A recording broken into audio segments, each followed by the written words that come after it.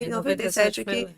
e mesmo porque a gente sabe que a aplicação ela também não é imediata. Então, entre ela ter voltado agora na pauta e ela realmente ser discutida, ser aprovada, a gente ainda vai realmente ter bastante tempo da discussão em si. Então, eu acredito realmente que uma justificativa para dispensa, ela seria importante e não que você realmente não dispensasse de uma forma arbitrária, sem realmente. Porque pelo que eu entendi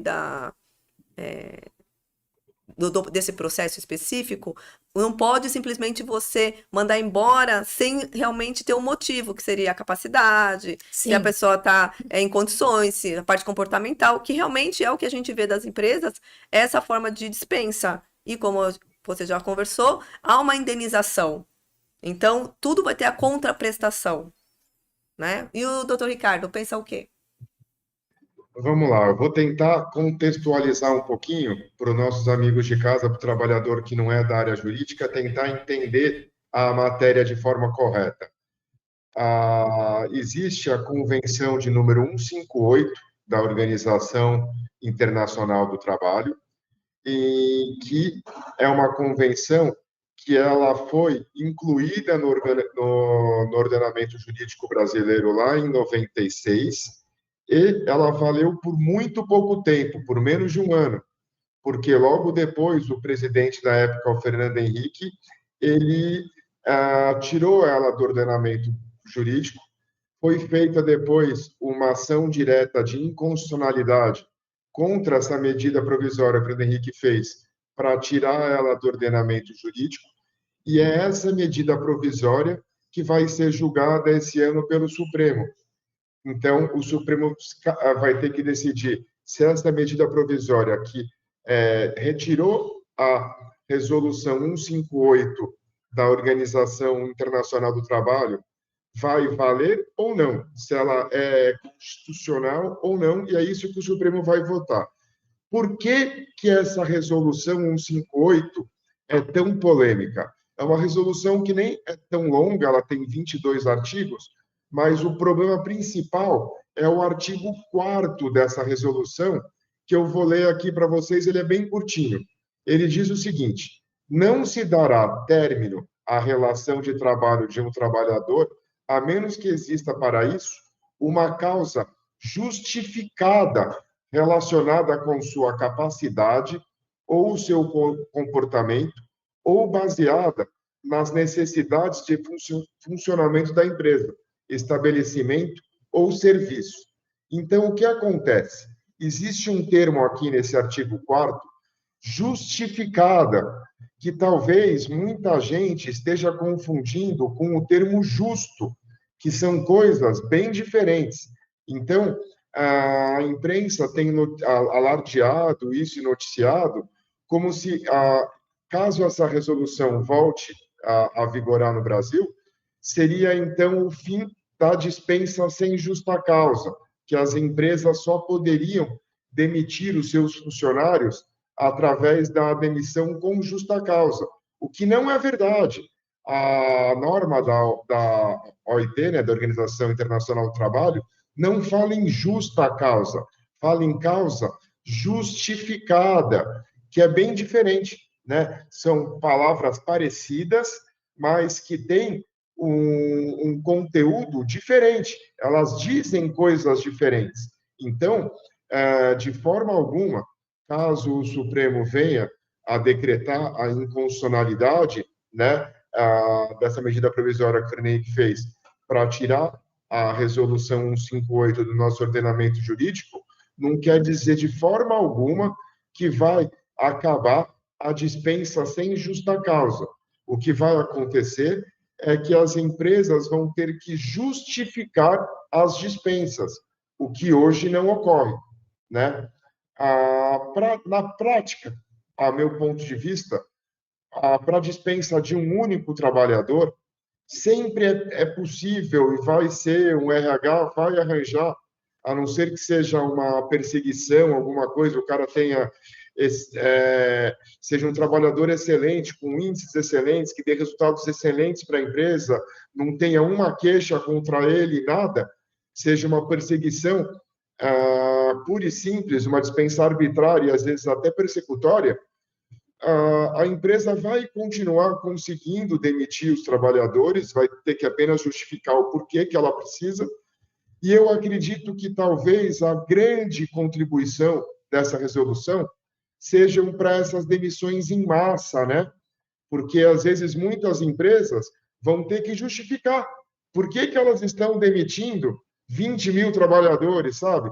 No dia que o presidente da Tesla acordar aí com mau humor, der uma topada no dedinho no pé da cama, ele não vai poder demitir 50 mil pessoas no Brasil, né? Ele vai, essa resolução vai tornar um pouco mais difícil para que ele faça isso, mas de forma alguma ela acaba com a dispensa sem justa causa no Brasil. Eu acho que é mais ou menos por isso. Hoje a dispensa ela ocorre e ela tem um motivo.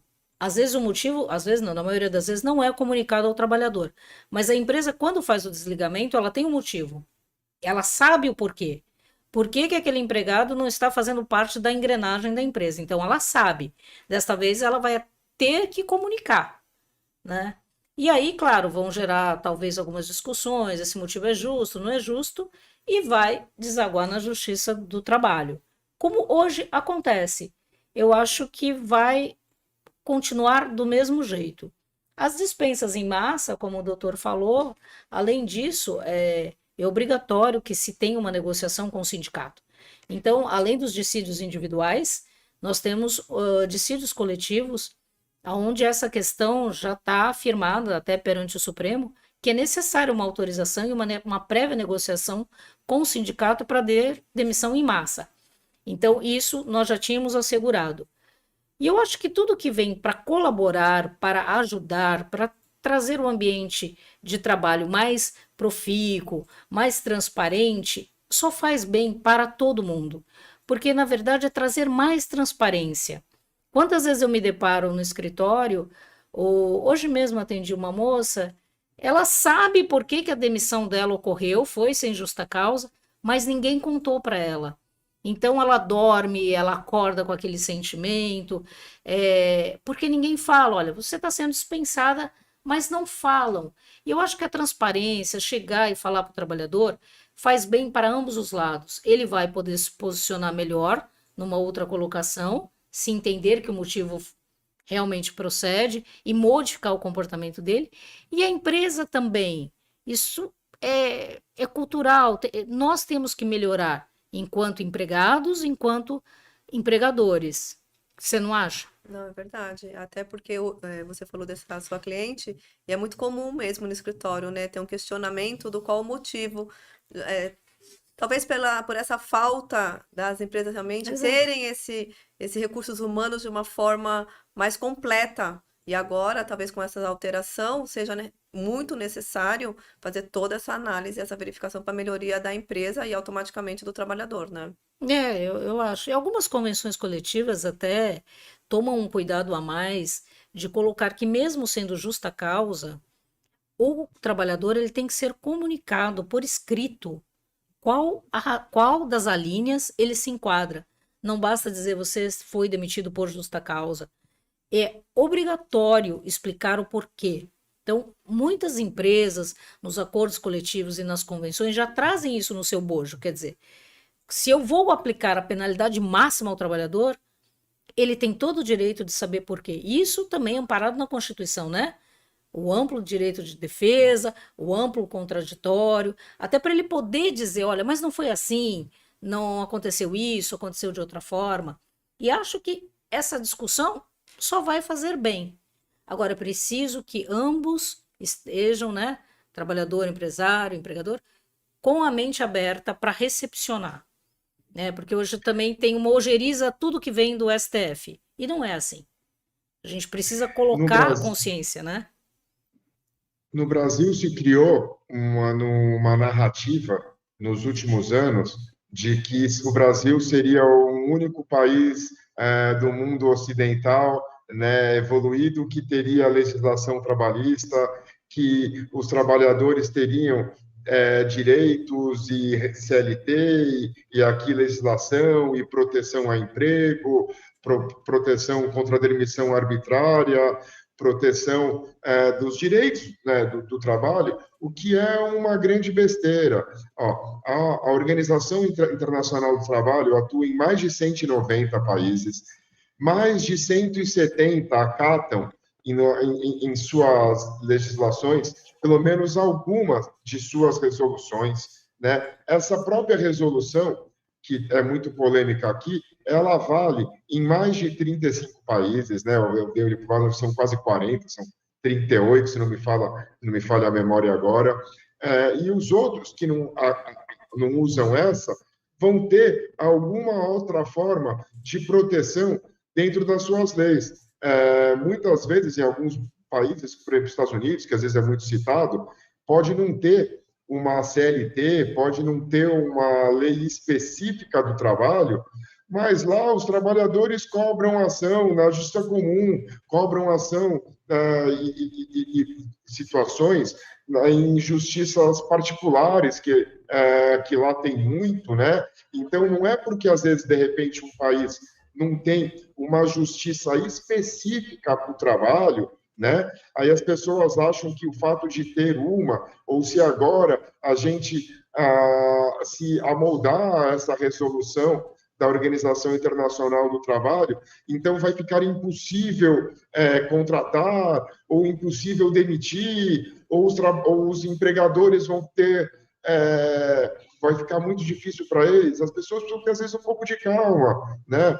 A lei do trabalho existe no mundo inteiro, as pessoas têm que ter respeito ao trabalhador, existem legislações que às vezes estão amparadas dentro de um único arcabouço jurídico, como acontece no Brasil, né, e é separada a questão trabalhista, em outros países não, mas na maioria do mundo sempre civilizado, muito pelo contrário, no mundo civilizado existe a proteção ao trabalho, né, os trabalhadores têm direitos, aonde não tem, os trabalhadores não têm direitos, são em países, infelizmente, que tem uma postura ditatorial, né, em lugares onde a gente sabe que as pessoas em si, a própria comunidade, né, o povo não vive bem, porque, afinal de contas, somos todos trabalhadores, né? Ninguém aqui é contra o empreendedor, ninguém aqui é contra o empresário, ninguém aqui é contra que o país se desenvolva, mas as coisas têm que ser regradas. Da mesma forma que tem que existir legislação que os protejam e até os incentive a produzir, né? A produzir riqueza, que é bom para todos nós, existem legislações que protegem os trabalhadores, né? E eles têm que ser protegidos de uma demissão arbitrária, porque, afinal de contas, às vezes, para um chefe, para um diretor de empresa, pode ser uma picuinha, para o trabalhador é a vida dele, né? Então, ele precisa de algum tipo de proteção. Isso não quer dizer que a empresa seja impossibilitada, que você vai acabar com qualquer demissão, mas uma justificativa é algo bem razoável, não é? Não é se pedir demais, se dá uma justificativa. Até porque é uma engrenagem, né? O trabalhador precisa do empregado, Sim. empregado e o empregado do É um trabalhador. ciclo, né? Não tem como, né? E se você estabelece uma harmonia nessa relação, obviamente que todos saem beneficiados, né? Inclusive o mercado de trabalho, a economia de um país como um todo se beneficia, né? Porque com mais trabalhadores, a empresa rende melhor, tem mais lucro, contrata mais, aí esse trabalhador vai gastar, então ele move a economia do supermercado, do comércio. Então é toda uma engrenagem, né? E uma coisa importante que eu sempre falo, nós somos um dos poucos países no mundo em que vários direitos do trabalho, relativos ao trabalho, estão na Constituição Federal. Eu acho isso um grande avanço e me arrepia toda vez que eu vejo que querem mexer na Constituição. Aí eu fico extremamente preocupada, porque nós somos um dos únicos países que tem a legislação trabalhista na própria Constituição. Até por isso ela é chamada de Constituição Cidadã. Então, ela tem já esse olhar social, e ter o olhar social não quer dizer que você é de esquerda, que você é vermelha, que você quer fazer disso uma Venezuela. É você olhar o outro como ser humano, é o patamar mínimo de civilidade. Então, o que o doutor falou dos outros países são regimes ditatoriais, não são regimes democráticos. Então, os sindicatos hoje fazem essa ponte, ou pelo menos deveriam fazer, né? Da convenção coletiva, do acordo coletivo. Nós temos inúmeros instrumentos para contratar, para negociar, e o que eu vejo é que eles não são usados ou são mal utilizados. Então, aí vem uma notícia dessa junto com toda a informação incorreta que se tem, gera medo, gera pânico, e não é nada disso. É porque, na realidade, a informação ela é lançada, né? E não é feita uma interpretação. E aí essa informação ela acaba trazendo esse medo que é a forma como é divulgada, né? Como a gente colocou nas redes sociais, nem todo mundo toma um cuidado de colocar os dois lados da informação, né? E ninguém se vê do outro lado. Hoje eu estou de um lado, amanhã eu estou de outro. Então, em algumas situações eu sou empreendedor, nas outras eu sou trabalhador, né? E como eu tenho direitos e deveres, todo mundo tem direitos e deveres. Em alguns momentos eu me deparo que as pessoas só têm direitos, não têm deveres. E ultimamente todo mundo só tem direito. Tem direito de falar o que quer, tem direito de depredar, tem o direito disso, tem liberdade de expressão, tem liberdade de matar. É só liberdade, é só direitos. E os deveres? Onde eles estão? Onde eles foram parar? Às vezes eu me acho um dinossauro, eu falo, não é possível isso que está acontecendo. E até advogados mesmo, eu escuto falar umas coisas que eu falo, você tem certeza que você fez faculdade de Direito? Porque parece que você fez veterinária. Porque é uma coisa tão absurda, você fala, não é possível que essa pessoa tenha passado tanto tempo estudando para dizer e proferir frases, ideologias que são totalmente díspares ao que a gente aprendeu. Ao meu caráter, ao como eu fui formada, como eu fui educada. Às vezes eu tenho essa sensação. Não sei se vocês têm também. A gente acaba toda a transição, né? Essa transição política acaba mexendo muito, né, com todo mundo. E você vê que todas essas informações, porque tudo isso está acontecendo agora, porque teve essa alteração no regimento, né? E que está com prazo agora para realmente tomar decisões, porque você vê a demora Sim. de uma análise de um caso desse, né? Quantos anos esse processo, né? Essa ação direta para ser 25. analisada e realmente, então, agora acaba sendo lançado não só da parte técnica, né? Você acaba trazendo toda essa parte política em cima disso, né? E tem os ministros, né, que já votaram, que já nem fazem, nem compõem mais. É uma parte política e emocional, né? Porque hoje em dia é uma guerra de manchetes, né? A gente tem todas as notícias na palma da mão, aí você lê por dia, sei lá, 300, 500 manchetes, você não vai clicar em todas. E elas estão cada vez mais, às vezes, sensacionalistas, né? Aí as pessoas passam, às vezes, por essa manchete e lê, vai ser proibida a decisão sem justa causa. E já vai discutir isso e nem leu, né? Nem se, às vezes, se foi ver realmente, vai ser proibido mesmo. Às vezes você vê só uma manchete e que quem faz carca mesmo, né? Ela põe bastante veemência na manchete para tentar fazer com que as pessoas cliquem, né? Porque senão você não clica hoje em dia. Você tem tanta coisa passando, né? Você entra cada um gosta do seu veículo de comunicação, mas você entra em qualquer um, no jornal que você gosta, na revista, no portal que você gosta. Tem tanta coisa lá, você não consegue mais ler tudo. Ninguém lê. Então, as manchetes, elas são cada vez mais nessa briga entre elas, né? De que você leia essa notícia e não leia outra, elas são cada vez mais duras, né? Cada vez mais sensacionalistas, assim, elas cada vez mais te aguçar a querer lê-las, né? E o que funciona em muitos casos. O problema é o caso de quem não lê a notícia, leu só a manchete e aí já sai interpretando, né? Aí fica muito difícil. E vai repassando, né? E vai repassando para não sei quem, não sei quem. E cada um que conta aumenta um ponto. Então chega lá na ponta, é telefone sem fio. A notícia já está totalmente desfigurada. Com certeza. E aí até você fazer o conserto demora. Aí até explicar que dispensa justificada é totalmente diferente de que dispensa justa, né? São palavras parecidas, tem um mundo de diferença Diferença. entre esses dois termos. Mas para quem leu correndo uma manchete, às vezes é a mesma coisa, né? Confunde, né? É, Muito legal nossa Confunde. discussão, né? Você Confunde vê todo que mundo. Confunde o trabalhador, que acha que não vai poder ser demitido, confunde o empresário, que fala, nossa, agora eu tô com o mico na mão, não posso demitir. é, E o outro se sente, nossa, posso fazer o que eu quiser. Porque dá a sensação de, eu tenho garantia de emprego, né? Voltei a ter estabilidade. A estabilidade desse sinal voltou. Então, são muito questões bem acaloradas, né? Como a Andrea trouxe no começo, né? bem Do empolgantes, né? programa, bem Bem. empolgantes mesmo. Esse é. nosso primeiro bloco foi muito acalorado, realmente, né? A discussão. Agora a gente vai para o intervalinho e a gente volta daqui a pouco, tá bom? Até já, pessoal.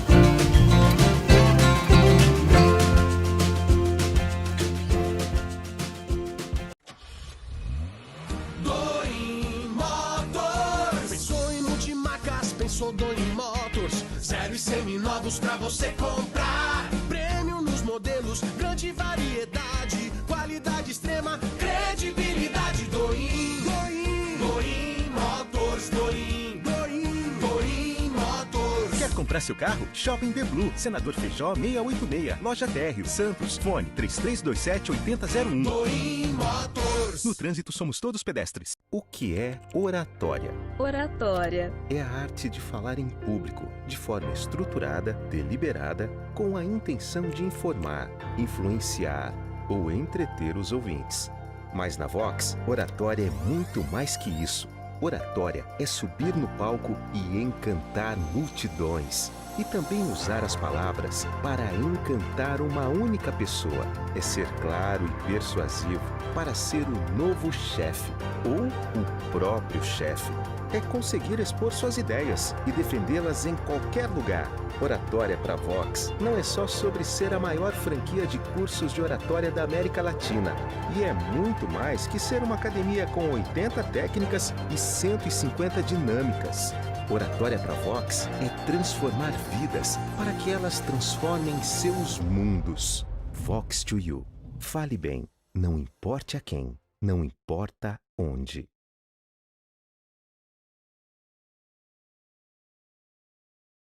Boa noite, pessoal. Vamos voltar aqui a nosso bate-papo, nossa conversa. E você vê que realmente, né, a gente trabalhar com essa parte da dispensa traz até uma reflexão dessa tendência, né, do mundo do direito do trabalho agora, né, do trabalhador, como que o trabalhador está vivendo hoje uma realidade também diferente de antes. Então, todas essas influências, até com relação a essa discussão, a essa forma, então acho que cabe agora a gente trazer realmente um link, né? Desse trabalhador que está em casa agora, que está nessa contradição de plataformas, né? Como que está enxergando todo esse meio, né, do direito do trabalho? Foi uma mudança muito grande, né? A pandemia acelerou bastante. Colocou todo mundo em casa e nem todo mundo estava preparado. E nem todo mundo consegue trabalhar em home office, né? Aqueles funcionários que precisam do cafezinho, de conversar com amigo, de sair. Até porque eu acho que em casa você trabalha muito mais do que você indo pro trabalho, pro escritório. E uma coisa assim que me assusta é a automação, né? Eu tenho visto automação em vários setores, então eu acredito que algumas profissões não existam daqui a alguns anos. As que existem, elas vão ser totalmente modificadas. Vejo até na minha área, procuro estar sempre estudando, evoluindo, porque já não é mais como eu comecei e não vai ser. Então você tem que estar sempre nesse processo evolutivo. E me preocupa também que o nosso trabalhador brasileiro, infelizmente, ele não é formado para enfrentar isso. ele não tem formação. E quando eu digo não tem formação de nenhum tipo. Nós ainda trabalhamos com uma massa de mão de obra totalmente analfabeta nessas questões. Isso me preocupa muito. Onde vamos colocar essa massa de trabalhadores que não estão preparados e que não são preparados? Isso, né, a questão da automação, da mudança do mundo, é uma coisa que me preocupa muito. Como vai ser feita essa transição? Para onde vão esses trabalhadores? Como eles vão sobreviver? O que vai acontecer? Até porque se a gente parar para refletir, né, de tempos em tempos acontece isso, né, de algumas profissões Sim. realmente passarem a não existir e com isso ter que ressignificar o que faz, como trabalha. E agora com a pós-pandemia aconteceu da mesma forma, tanto é que hoje tem os trabalhos que é feito a contratação por plataformas, né? Então, assim, completamente diferentes de como a gente vinha realmente desenvolvendo. É lógico, né, que a grande massa ainda acaba tendo muita dificuldade com essa parte de capacitação. E agora eu vejo um caminho sem volta com relação a isso, da necessidade do trabalhador se capacitar e da empresa dar capacitação para esse trabalhador também. Esse é É uma busca, né? Agora é um momento realmente necessário, né? é um problema que nós vamos enfrentar, se quisermos continuar sendo uma nação que evolui, que não regride, né? O que o doutor acha? Esse é um assunto, como você falou, esse é um assunto que tira o cabelo de qualquer um, né? E os meus, ó, já estão, né? Os meus caem de verdade. A automação, realmente, você vai ver, essa é uma questão que sempre existiu, né? O homem, a gente fabrica ferramentas, o ser humano, né? Desde a Idade da Pedra, né? A gente saiu, a gente foi lá, fez a pedra mascada. O homem sempre fabricou ferramentas, sempre teve uma automação. E essa automação sempre, de certa forma, destruiu cargos de trabalho, ocupações, mas ela era lenta e dava tempo da sociedade criar outros tantos cargos, né, que iam em substituição. O problema é que hoje em dia ela é tão rápida, né, que a gente pensa, será que nós vamos conseguir, com a tecnologia, criar tantos novos empregos quantos são extintos, às vezes até em razão da automação? E essa é uma pergunta, e tanto, né, que vem afligindo aí não só os advogados, como muito ao campo da filosofia e da sociologia, né, porque é uma visão de futuro. Como é que vai ser o futuro da humanidade? Nós vamos ser poucos empregados para uma grande, né, e vasta população desempregada, ou no futuro os países vão continuar conseguindo manter a maioria das suas populações empregadas? Hoje, essa é uma discussão que a gente já trava aí há mais de 20 anos. Por enquanto, hoje, os países ainda conseguem, né, manter a maioria da sua população empregada. Mas, cada ano que passa, e cada inovação tecnológica que vem, né, vai, infelizmente, hoje, elas destroem mais empregos do que constroem. Cada inovação tecnológica, ao mesmo tempo que ela destrói muitos empregos, ela cria outros também. O problema é que, hoje em dia, ela cria menos empregos do que ela destrói. Então, eu acho que passa a vir a ser função do Estado, sim, com certeza, a tentar equilibrar essas forças, seja com redução de jornada de trabalho. Tem muitos países no mundo, na Europa, reduzindo jornada de trabalho. A França reduziu bem a jornada de trabalho, né, semanal, já está em 30 horas e eles estão querendo reduzir para 25, né? Se você pensar uma redução de 25 horas, quantos trabalhadores no Brasil não fazem jornada de 44 e fazem hora extra, não fazem 50 ou mais horas? Uma jornada de 25, você dobra o emprego, né? Você tira um trabalhador e põe dois no lugar. Então, eu acho que o Estado tem que ficar atento a isso, tem que acompanhar, porque senão o futuro pode vir a ser muito ruim, né? Porque se o Estado não acompanhar agora, se daqui a pouco a gente tiver metade da população em idade ativa desempregada, como é que vai ser, né? Como é que vai ficar para o próprio Estado? Vai ser É, muito ruim para ele. Então, tem várias soluções. Não, a redução da jornada de trabalho é uma delas, mas tem uma série de outras situações que passam muito pelo ensino, pelo estudo, porque quando vem uma tecnologia nova e destrói campos de trabalho, ela abre outros, mas que vão precisar de capacitação, né? Esses outros que são abertos não são campos que você consegue tirar aquele trabalhador que estava numa atividade que acabou sendo superada pelas máquinas, né, pela automação, você não consegue jogar ele de cara, né? Eu tiro ele na sexta-feira daqui desse emprego e ponho na segunda em outro. Ele vai precisar, com certeza, se readaptar, passar por curso, por nova formação profissional, o que de certa forma também é muito bom, porque dá emprego para quem dá a formação também, né? E esse trabalhador vai, com essa nova formação, conseguir ter um novo emprego. Mas é um trabalho constante que o Estado e a sociedade precisam fazer, porque senão, no futuro, podemos ter poucos empregados, né? Infelizmente. e uma nação pobre, porque se você não capacitar o seu trabalhador, como é que vai gerar riqueza, né? Fica complicado. Hoje eu imagino, você tira o motorista, porque já tem carro sem motorista, ele vai ser o quê? Motorista de drone? Ele vai pilotar drone? Você não consegue fazer essa passagem de sair daqui e vou pilotar um drone. É difícil, né? Como Vai é que você vai precisar fazer isso, de uma né? formação, de um curso, né? Não é Exato. fácil, não é do dia para a noite. E assim, uma coisa que eu sempre falo, precisa educar o cidadão. E educar num todo, né? Para ele entender o papel dele no mundo, o que ele é, direitos, deveres, Constituição.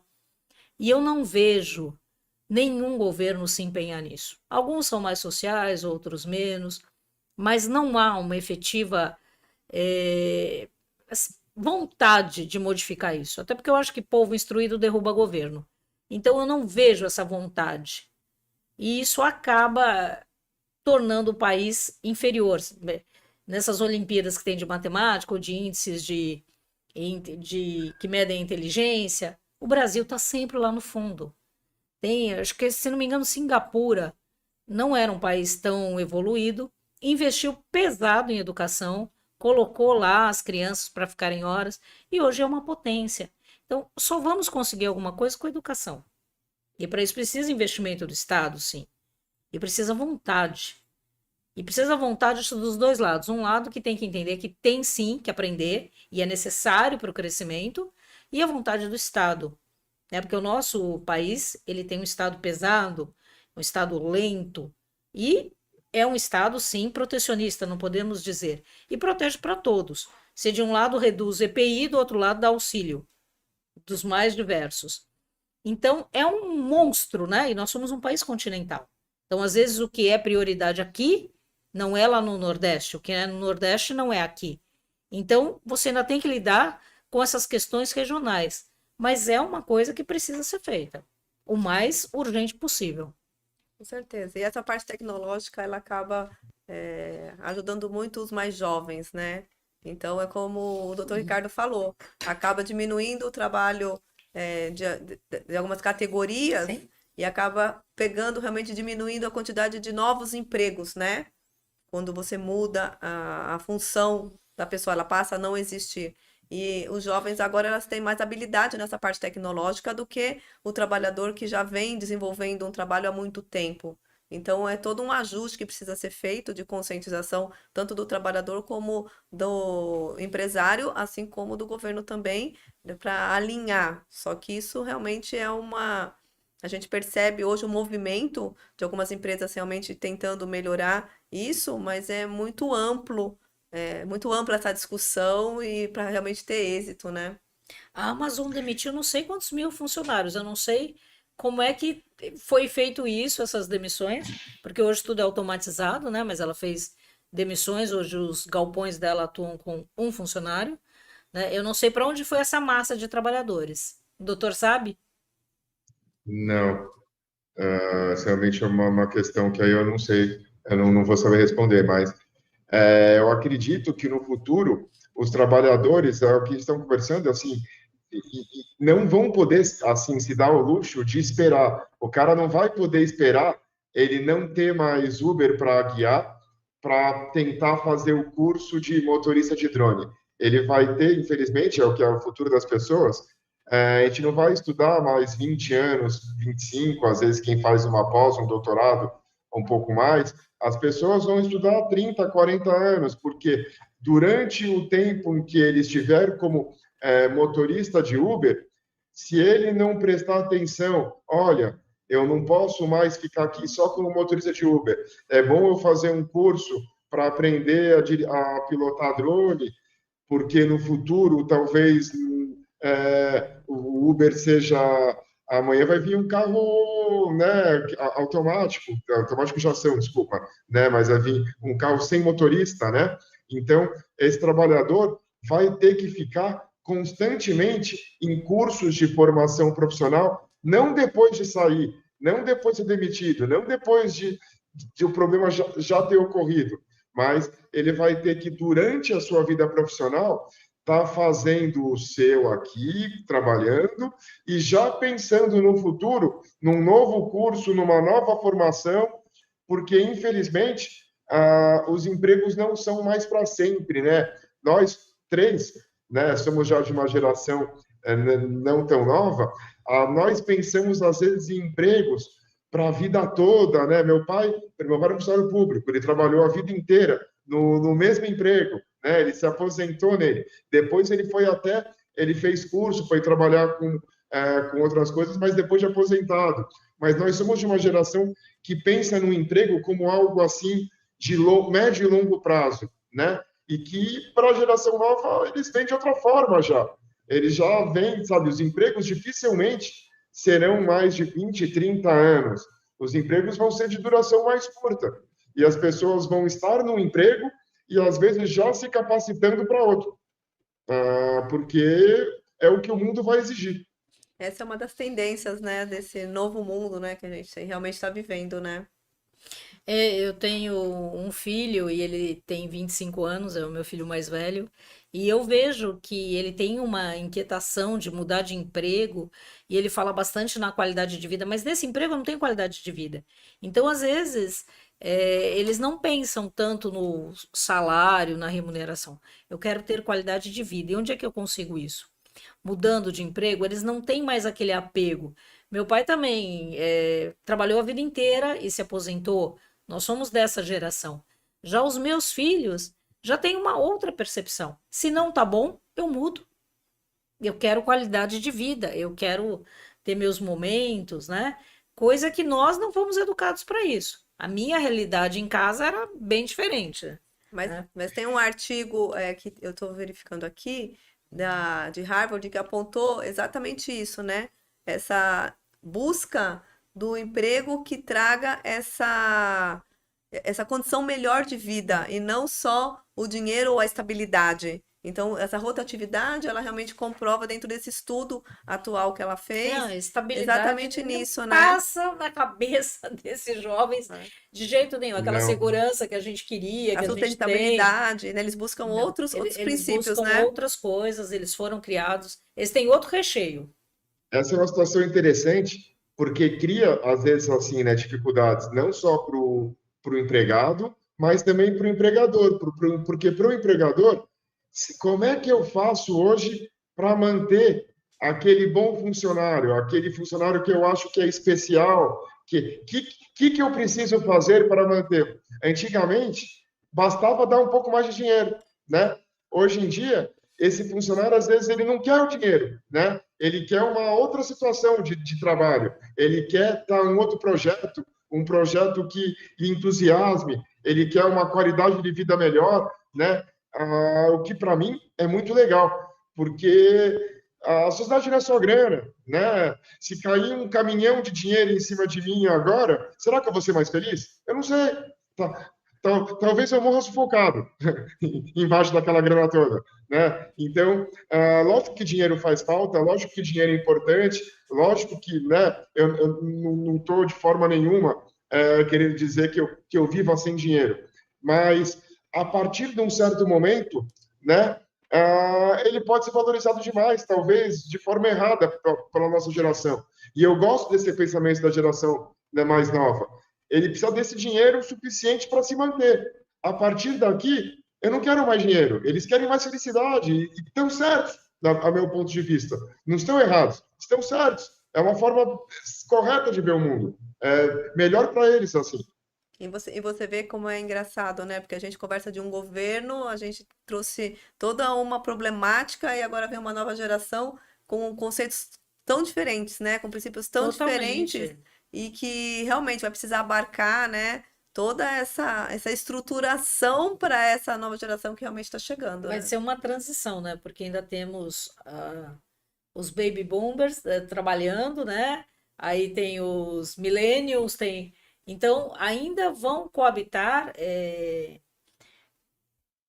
pensamentos bem diferentes, né? É um processo, né? É, Ainda vai aquele demorar. executivo de Wall Street que trabalhava, trabalhava, trabalhava. Acho que hoje os novos já não têm essa vontade, né? Não é que não exista, mas não tem essa vontade. Se eu puder trabalhar na minha casa, se eu puder trabalhar em outro lugar, né? Mas tem empresas que já se preocupam. Eu tenho um filho de uma amiga que trabalha no Google. Então lá eles têm, parece um parque, segundo fala, né? Para nós, para eles é normal. Então tem estações onde tem todas as guloseimas, jujuba, M&M. Aí você se serve a hora que você quer, você pode levar seu cachorro, você tem horários flexíveis. Então são novas formas de trabalhar, né? E essa geração ela está pronta para isso. Nós aqui não estamos, mas eles estão. Eu não sei se eu conseguiria trabalhar em home office todo o tempo. Aí volta muito o que a gente discutiu já desde os anos 90, mas parece que a gente discutia e deixava um pouco de lado, mas que hoje finalmente é uma coisa importantíssima, que é a tal da inteligência emocional, né? Hoje, que a gente está falando numa empresa, a gente vai ter encontro de gerações, então vai ter a geração do pessoal de 60 anos e vai ter o cara de 20 e o de 40, né? E vai ter gente de todas as cores, de todos os sexos, de todas as raças, de todas as orientações. Aqueles que souberem, né, formar a equipe, trabalhar com todos, não importa a idade, não importa o posicionamento político, não importa o que entende, né, sobre sexualidade e tudo mais. Eu estou aqui, eu vou fazer meu serviço com ele, não importa essas coisas. Essas pessoas vão conseguir progredir. Enquanto que, infelizmente, outras pessoas que só conseguirem trabalhar com pessoas da mesma idade, ou só com pessoas do mesmo sexo, só com pessoas da mesma orientação política, vão sentir nesse mundo novo muita dificuldade, né? Porque o mundo hoje, a interação é muito grande. Então, não tem como, num mundo com tanta interação, você não conseguir trabalhar e se portar bem de todas as formas. Então, hoje, eu acho que a inteligência emocional para o futuro do trabalho é uma tendência assim.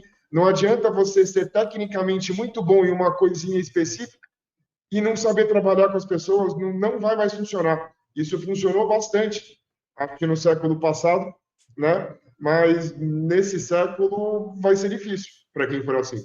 Eu acho que a inteligência emocional hoje ela é um ativo que todos temos que ter e vai se dar melhor, muito melhor do que quem tem o QI, né?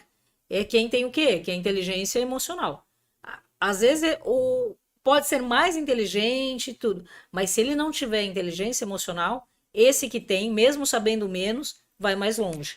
Eu acho que inteligência emocional a gente tem que levar em todos os aspectos da vida, né? Por isso que eu acho que é importante, né, a gente realmente ter um espaço assim de discussão, quando a gente traz realmente vários pontos de vista, várias ideias, vários desmembramentos, né, de notícias, de informações, o que a gente vem vivendo no mundo, que a gente realmente está contribuindo, né, com os trabalhadores, tanto os jovens, como os da nossa geração, como os que estão depois da gente ainda. Então, a gente consegue realmente transitar e auxiliar bastante essa nova geração de trabalhadores nesse novo mundo, né?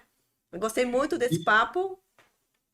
Pois No não. fundo, eu acho que até que para a empresa, o melhor é isso, né? Porque se a empresa tiver um trabalhador de cada etnia, um trabalhador de cada sexo, trabalhador de cada raça, de cada cor, enfim, né? Cada um pensando de uma forma diferente, a empresa vai conseguir, ela, como um organismo, pensar de todas essas formas. Ela vai conseguir ter todos os pontos de visão. Então, para a empresa, é, é bom, é salutar que tenha esse encontro, né? A empresa cresce com isso, ela vai conseguir ver outros pontos de vista. Para a empresa é ótimo É uma engrenagem, né? essa interação. Nós, os seres humanos, que vão ter que aprender a se interar com todo mundo, né? E ter essa inteligência emocional para conseguir, nesse mundo novo, então, né, de interação, se manter, né, deixar o seu preconceito de lado, né, e trabalhar com todo mundo é igual, né, ninguém é melhor que ninguém, e seguir em frente. Isso mesmo. Muito bom o nosso papo hoje, né? A gente já está terminando o programa. Quero agradecer a vocês que participaram com a gente. Quero agradecer a bancada aqui. Vou dar uns minutinhos para vocês também se despedirem e agradecer muito a minha participação aqui com vocês, que foi realmente muito rico essa discussão. Boa noite a todos, um ótimo final de semana, que nós já estamos na quinta. Espero ter contribuído, espero que vocês reflitem, mandem mensagens, conversem, bancada, e eu estamos aqui à disposição. Boa noite a todos, obrigado por mais um programa. Foi uma delícia fazer o programa com vocês e conversar com vocês. Meninas, obrigado por terem me aturado, eu falei bastante hoje. E prometo que no próximo programa eu vou me segurar um pouquinho mais. Mas é muito bom, né? Eu acho que quanto mais a gente conversa, né, mais Sim. rico fica essa discussão. Obrigado, pessoal. Até a próxima. Tchau, tchau. Até a próxima. Tchau, Tchau, tchau. tchau.